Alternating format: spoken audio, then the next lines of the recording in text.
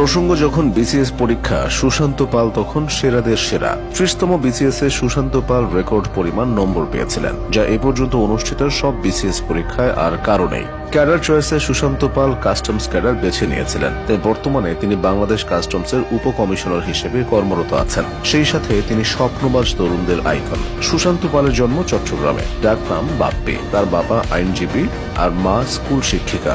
বেশ কড়া শাসনে বড় হয়েছেন। বই পড়ার নেশা বাবা মায়ের কাছ থেকেই পেয়েছেন। ছোটবেলা থেকেই পড়াশোনায় বেশ ভালো ছিলেন। 8ম শ্রেণীতে বৃত্তি পান। 2000 সালে চট্টগ্রাম মিউনিসিপ্যাল স্কুল থেকে বিজ্ঞান বিভাগ থেকে এসএসসি পাশ করেন। এরপর 2002 সালে চট্টগ্রাম কলেজ থেকে এইচএসসি পাশ করেন। সেখানেও ছিল ভালো ফলাফলের ধারা। ইংরেজি সাহিত্য সুশান্ত পালকে আকর্ষণ করত, তাই ইচ্ছে ছিল ইংরেজি সাহিত্য নিয়ে পড়বেন।